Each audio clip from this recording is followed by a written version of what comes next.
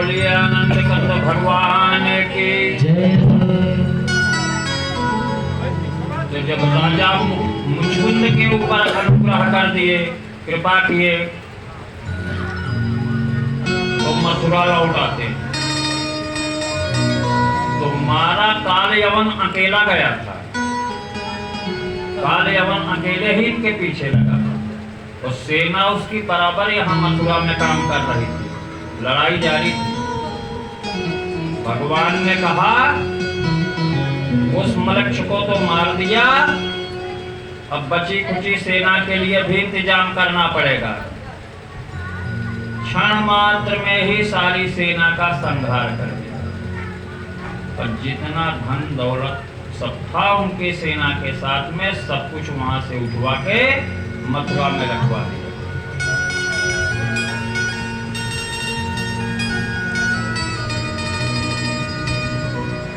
उसी समय पर जिस समय अपना उसकी सामग्री मथुरा में रखवा रहे थे, 18वीं बार फिर जरासंध नए जोश खरोश के साथ सेना सहित आकर के मथुरा में डट गए और पुनः युद्ध प्रारंभ हुआ। अब की बार युद्ध में जरासंध के सामने से हमारे कन्हैया भाग गए। हाँ, भाग ली। दोनों भाई भाग लेते हैं और भाग के एक पहाड़ पर चढ़ते हैं और पहाड़ पे चढ़ के पीछे से कूद के निकल भी गए। और जरासंध अपनी सेना के सहित पूरे पर्वत को घेर लिया। घेरने के बाद उसे लगा कि ये दोनों इसी पहाड़ पर हैं, तो पूरे पर्वत पर आग लगवा दिया। अब उसको तो एक पक्का हो गया कि हम अपने दुश्मन का खात्मा कर लिए। पर्वत जल गया, लेकिन जिसको जलाने गए थे वो बचा का बचा ही रहा।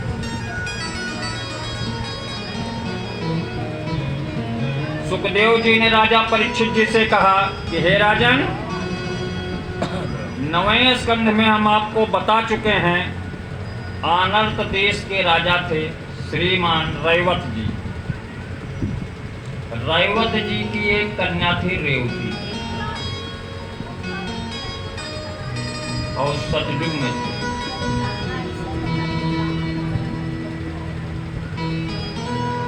भगवान श्री कृष्ण स्वयंवर में आए हुए शिशुपाल और उसके पक्षपाती राजाओं नरपतियों को बलपूर्वक हरा करके जैसे गरुण अमृत का हरण किया था, उसी प्रकार से भगवान ने तमाम प्रकार की लीलाएं किया। राजा परीक्षित जी ने पूछा कि भगवान भीष्मक्षुताम रुक्मिणीं रुचिराननां राक्षसेन विधानेन उपेमयित विस्तृतम्। जो रैवत जी की कन्या थी रेवती, रेवती जी से श्री बलराम जी का विवाह हुआ। रेवती जी को बताते हैं कोई कोई विद्वान कहते हैं कि वो 28 हाथ की थी। हाँ, यही कारण था कि उनका विवाह नहीं हो रहा था। भाई, जब वर उतना बड़ा मिले तो विवाह हो। लेकिन नारद जी ने बताया था कि टेंशन मत लो, इसके लिए वर है सुनिश्चित। इनका विवाह बलराम जी के साथ होगा, इसको बोलो तपस्या करे और इंतजार करे। जब द्वापर युग आएगा तब इसका विवाह होगा। द्वापर युग भी आ गया है, बलराम जी का विवाह भी हो रहा है। तो बलराम जी भी सोच विचार किए कि पहले लोग कहते थे कन्या से वर दूना, कन्या छोटी होती थी वर दुगुना होता था, और यहाँ तो वर से कन्या 4 गुनी, दुगुना नहीं 4 गुना। तो उन्होंने किया क्या, अपने आयुध का सहारा लिया,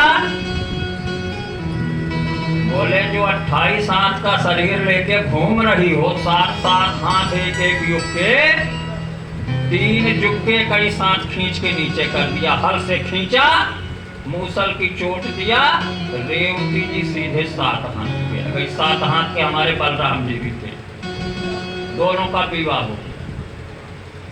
अब कन्हैया जी के विवाह की कथा आती है। तो कन्हैया जी का जो प्रथम विवाह हुआ रुक्मिणी जी के साथ, ना उसमें बरदिखी हुई, ना खुद भराई हुई, ना माता पिता बारात लेके गए, सारा कुछ कन्हैया जी ने अपने आप किया है सिस्टम। कहते हैं जब बालक आपका पढ़ने में ज्यादा तेज होता है तो अपने आप सारा हिसाब कर लेता है, बाद में आपको बहू मानना रह जाता है कि लड़ाई झगड़ा मत करो, चुप मार के बहू स्वीकार कर लो बस।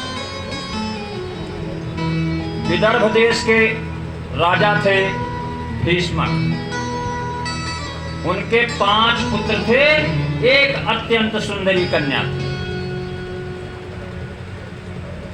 बड़े पुत्र का नाम था रुक्मी और बाकी 4 जो थे रुक्मरथ, रुक्मबाहु, रुक्मकेश और रुक्माली। उसकी बहन थी रुक्मिणी। समय की गति चलती रही, धीरे धीरे रुक्मिणी युवा हो गई। तो भीष्मक ने अपने पुत्रों से कहा, बड़ा पुत्र जान के रुक्मी से कि बेटा अब हमारा शरीर जर्जर हो रहा है, हम चाहते हैं कन्या का विवाह कर दें और अपने दायित्व से मुक्त हो। तो पहले शर्मा जी राजाओं की बेटियों का विवाह सीधे तौर पे नहीं होता था, स्वयंवर रखा जाता था। स्वयंवर में कन्या को खुली छूट थी, जिसका वर्ण कर लेंगे उसी से विवाह हो। इसी चक्कर में नारद जी बंदर जैसा मुंह लेके घूमे, स्वयंवर के चक्कर में घूमे थे। राजा शील निधि की यहाँ स्वयंवर हो रहा है और थोड़ी देर पहले चिल्ला चिल्ला के गा रहे थे, मैंने काम को जीत लिया, मैंने काम को जीत लिया, मैंने काम को जीत लिया। कन्या को देखते ही सारी जीती जिताई बाजी इनके हाथ से निकल गई। फिर तो इनको एक शब्द याद आ रहा है, जप तप कछु न हो यही काला।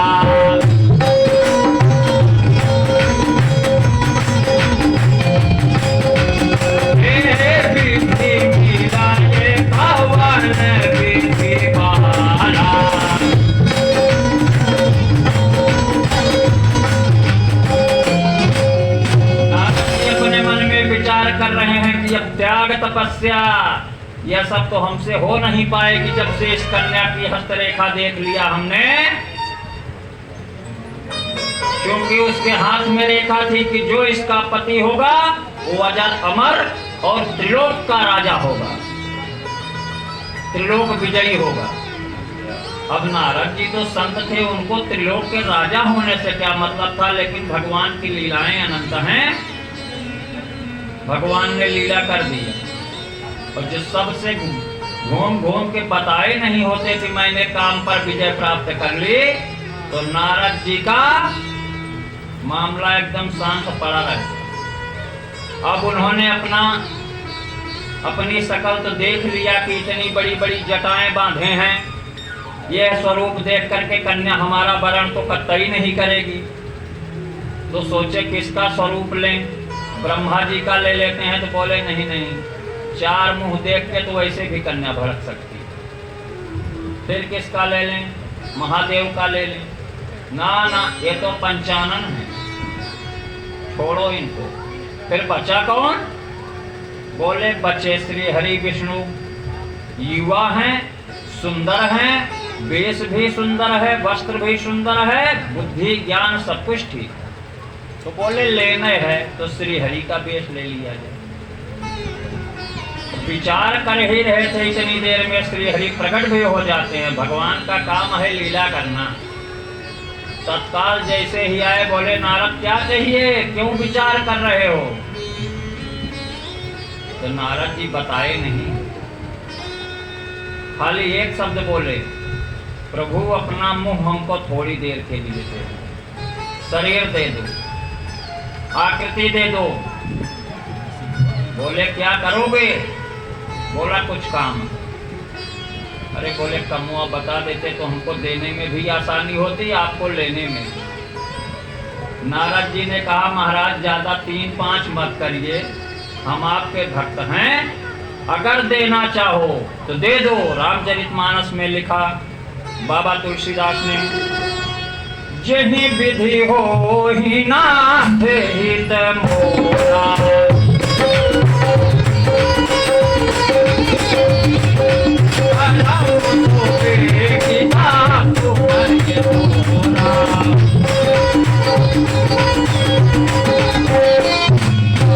इस प्रकार से मेरा हित हो सकता है तत्काल कर दी।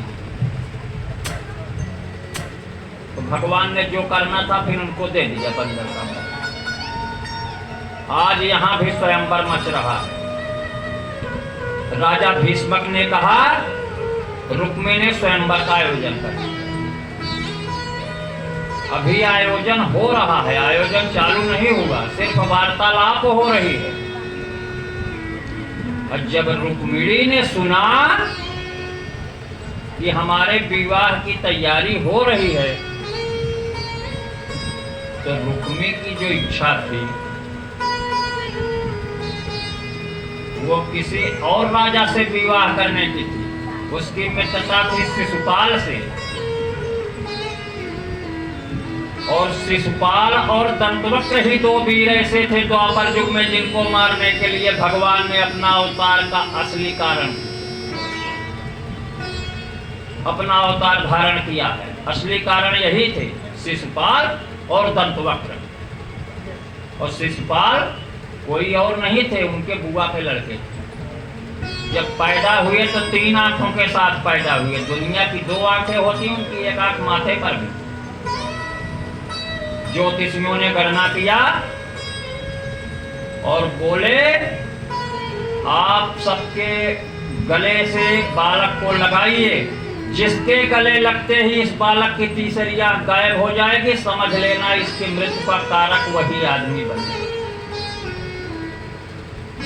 अब शिशुपाल की माँ उसको कहाँ रहा जा रहा है, जो ही आता सीधा उसके गोद में डाल देती है। भैया थोड़ी देर इसको अपने कंधे से लगाओ, तो सारे लोग लगा लेते।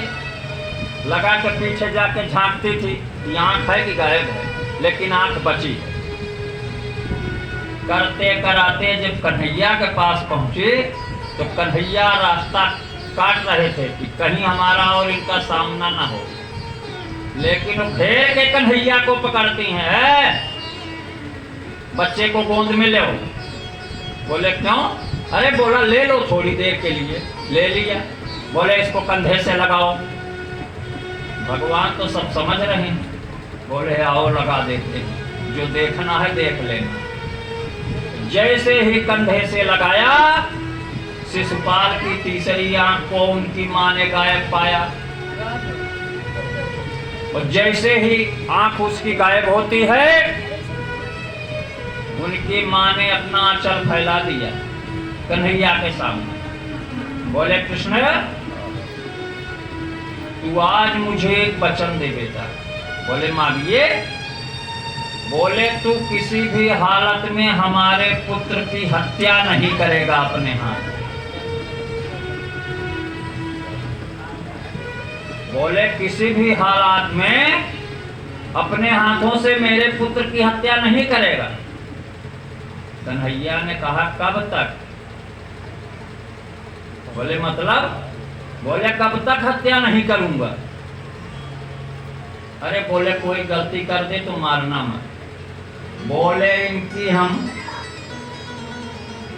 100 गलती तक तो गिनेंगे,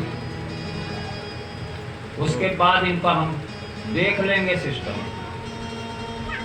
तो उसकी माँ ने भी सोचा कि इतनी गलतियां एक दिन में कोई करेगा नहीं। 21 दिन की बात थी कि एक दिन में इतनी गलतियों को हम सहेंगे, बर्दाश्त करेंगे।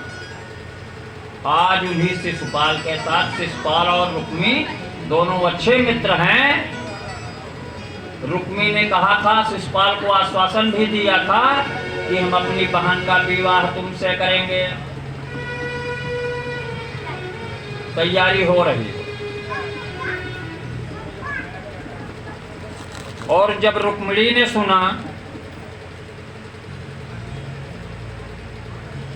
कि अब हमारे स्वयंवर की तैयारी हो रही है, कल्लू भैया क्या हुआ है, लाइट आपकी?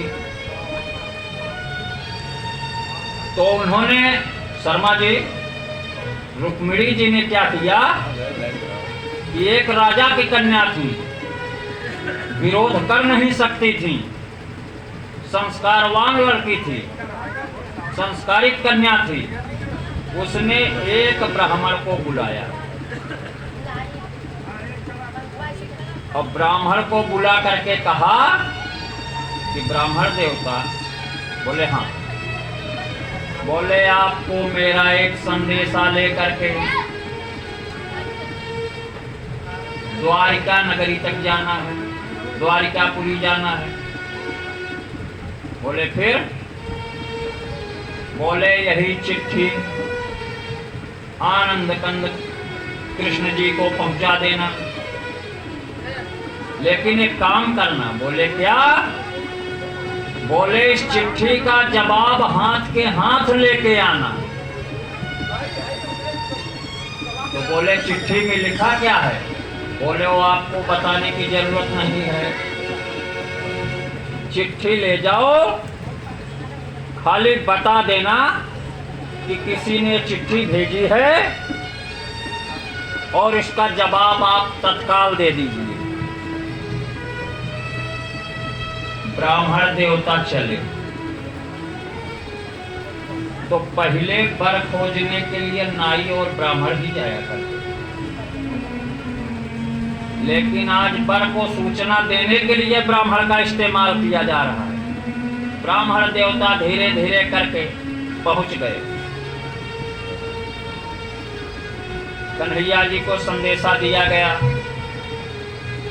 कि कोई विदर्भ देश से एक ब्राह्मण देवता आए हैं, आपसे मिलना चाहते हैं। कन्हैया जी बाहर आते हैं। जैसे ब्राह्मण का सत्कार करना चाहिए उसी प्रकार से सत्कार किया। ब्राह्मणों को हमेशा से ही आदिकाल से सम्मानित किया जाता है। ब्राह्मण देवता का चरण धोया गया, उनको जल जलपान कराया गया, तो पान सुपारी जो कुछ उस युग में उपलब्ध था वो देने के बाद अब कन्हैया हाथ जोड़कर विनय पूर्वक पूछते हैं कि हे ब्राह्मण देवता, आप किस कारण से आए हैं, वो कारण बताने की कृपा करें। ब्राह्मण देवता उनके स्वागत की विधि देख करके, सत्कार की विधि देख करके एकदम गदगद हो रहे हैं कि जो इस विधि से सत्कार करके स्वागत कर रहा है जरूर ही कोई महान पुण्यात्मा धर्मात्मा है। उनको यह नहीं पता है कि पुण्यात्मा नहीं, पुण्यात्मा इन्हीं से जन्म ही लेते हैं।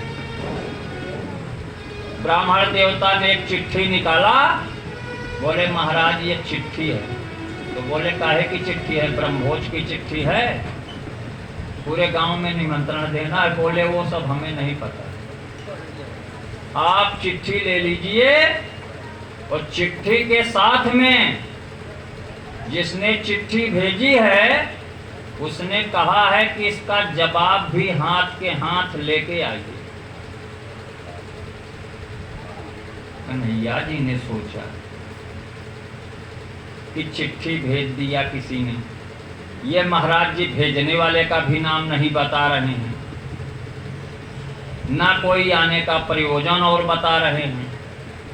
फिलहाल कन्हैया जी चिट्ठी लेते हैं और खोलते हैं तो चिट्ठी में ही ऊपर प्रणाम शब्द लिखा था। रुक्मिणी जी ने यदुकुल नंदन को सादर प्रणाम लिखा था। उसके बाद अपनी सारी कहानी लिख दिया था कि क्या क्या हो रहा है। अभी ये नहीं बताया गया है कि आपको क्या करना है, खाली अपनी व्यथा बताई जा रही है। और उसके बाद उन्होंने 7 शब्द लिखे थे। जैसे आप कचहरी में जाइए और कोई नोटरी बनवाइए तो देखिए वकील लोग बड़े प्रेम से 1 नंबर 2 नंबर 3 नंबर बोल के सारी धाराओं को लिखते हैं। आज रुक्मिणी रानी वही शब्द लिख रहे हैं। पहले शब्द में उन्होंने लिखा कि श्रुत्वा गुणान भुवन सुंदर शृण्वताम ते निर्वेश कर्ण विबरैर हरतोंग तापम। बोले प्रभु आप त्रिभुवन सुंदर हो, आपकी सुंदरता पूरे जगत में सबसे ज्यादा है। यद्यपि मैं तो सुंदर नहीं हूं और आपके लायक भी नहीं हूं सुंदरता में, लेकिन आपका जो शरीर है, आपका एक एक अंग बड़ा मनोहारी है। हर मनुष्य के तीनों तापों को मिटा देने वाला है। बोले अर्थ धर्म काम मोक्ष आपके शरीर से ही उत्पन्न हुआ करते हैं। हे श्याम सुंदर, हम आपका वरण करना चाहते हैं, आपको पति रूप में प्राप्त करना चाहते हैं, आप मुझ पर कृपा करें। दूसरे शब्द में लिखा कि कात्वा मुकुंद महते यकुलशील रूप विद्या वयो द्रविण धाम भिरात्म तुल्यम। बोले हे श्याम सुंदर, चाहे जिस भी दृष्टि से देखा जाए, आपके रूप, कुल, ज्ञान, गुण, शील, निधि, यह सब बहुत ही उत्तम है। उसके आगे हम कुछ भी नहीं। इसलिए आप मुझ पर कृपा कीजिए और कृपा करके मेरा वरण कीजिए। इसी प्रकार से 7 शब्दों में उन्होंने सप्तपदी लिखा और भी लिखा। तमाम प्रकार के आज के विद्वानों ने लिखा कि रुक्मिणी जी ने बताया कि हे श्याम सुंदर, और जगह आप विवाह करोगे तो आपको ढेर सारे दान दहेज मिल सकते हैं, लेकिन हमारे यहाँ करने पर आपको कुछ भी नहीं मिलेगा। और जगह बारात लेके जाओगे तो तमाम प्रकार से स्वागत होगा, खान पान से। हमारे यहाँ बारात लेके आओगे तो धनुष और बाण से स्वागत किया जाएगा।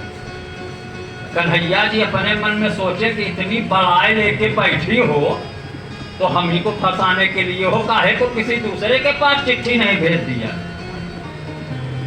और सबसे अंत में लिखा था कि आप आइए, स्वागत है, और मैं घर में नहीं मिलूंगी, मैं देवी के मंदिर में आऊंगी पूजा करने, वहीं से मेरा हरण कर लिया।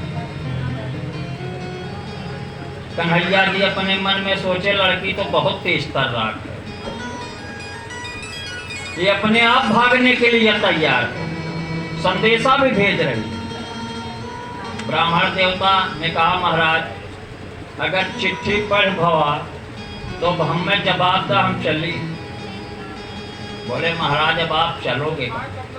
बोले घर। बोले बैठिए तो सही कुछ देर। कन्हैया जी ने किया क्या, अपना रथ तैयार किए और तैयार करके अपने सारथी के साथ ब्राह्मण देवता को आदर पूर्वक अपने रथ पर बिठा करके बोले पैदल पैदल आए हो, अब कन्हैया के सामने से आकर के भी अगर तुम पैदल जाओगे तो कन्हैया के भेजने का कुछ मतलब ही नहीं रह जाएगा, इसलिए अब आप हमारे साथ चलिए।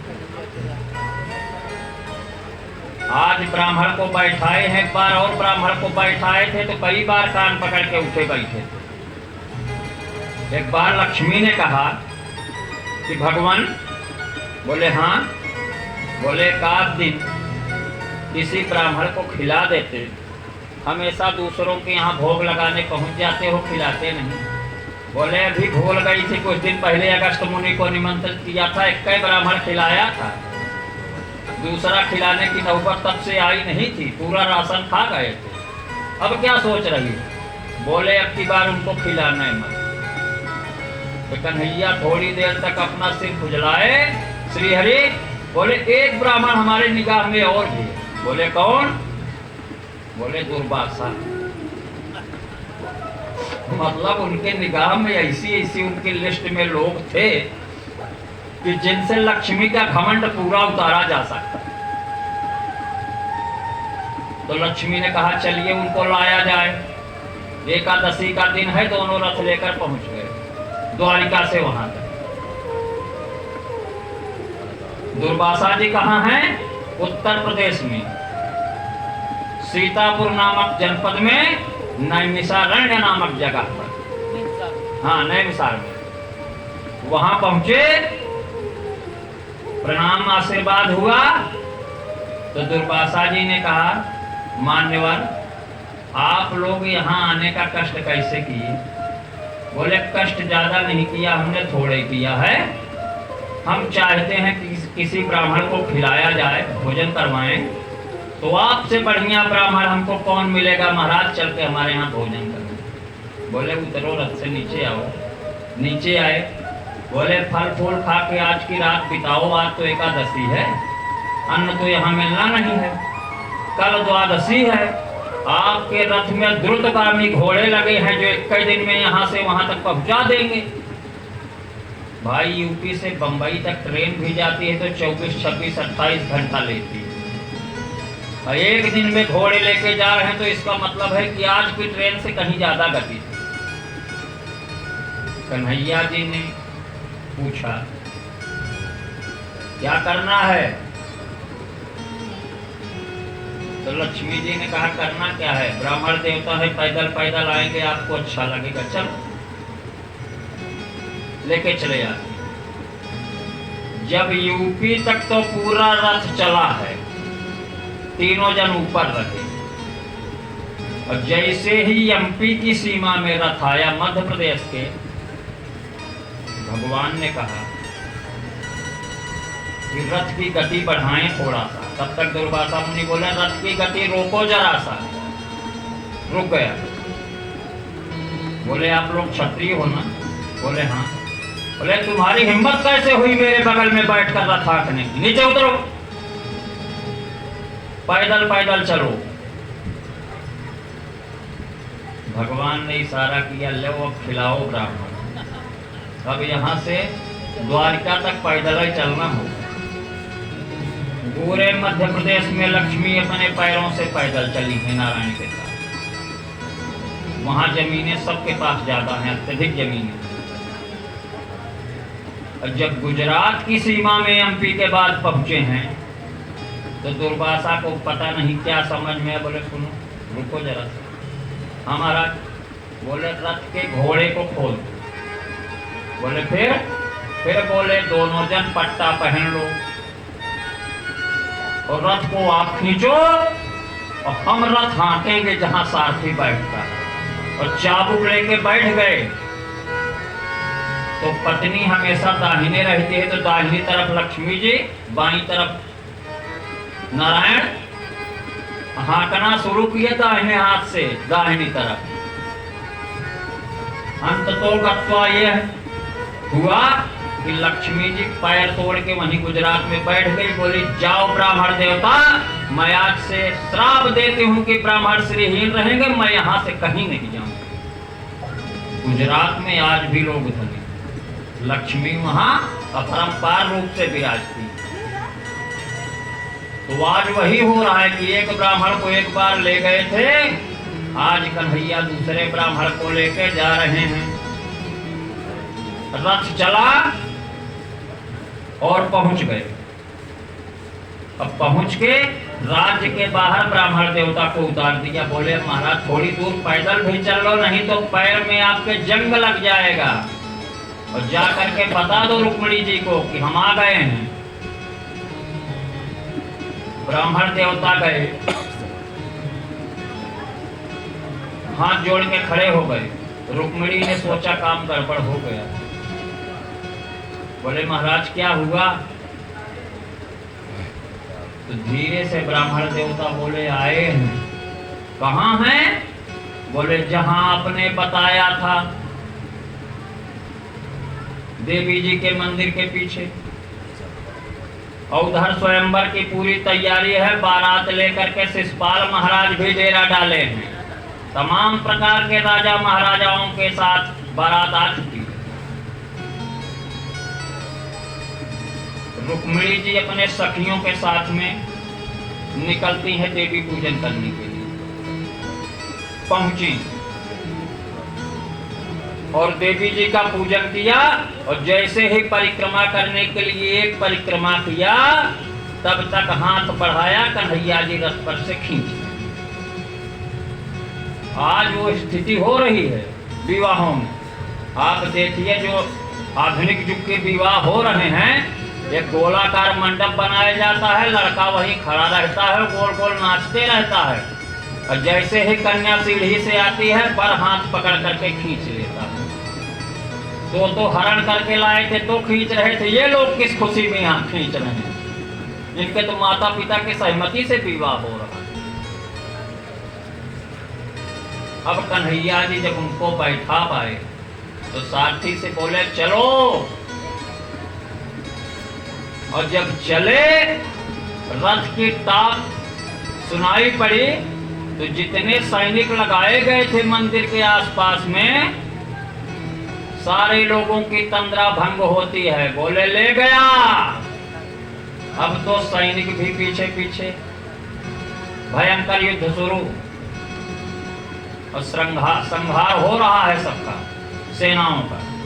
और शिषपाल महाराज यहाँ रोने लगे। पर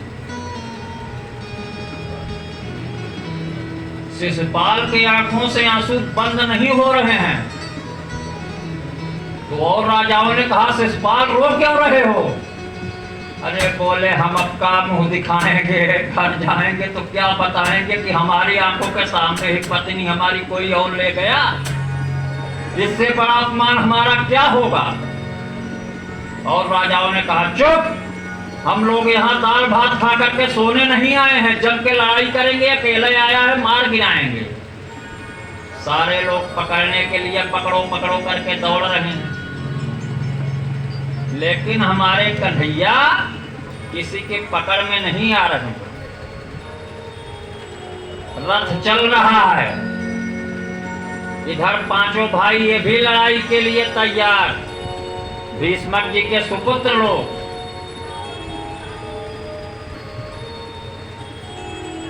भगवान श्री कृष्ण सबकी सेनाओं का संहार करते हुए चले जाते हैं। अब सब लोग तो खत्म हो गए। जो रुक्मी महाराज थे, रुक्मी महाराज अभी पीछे पीछे दौड़ रहे हैं, रुक्मिणी के बड़े भैया, और प्रतिज्ञा करके दौड़ रहे हैं कि मैं इसको मार के अपनी बहन को लेके आऊंगा और शिषपाल के हवाले करूंगा।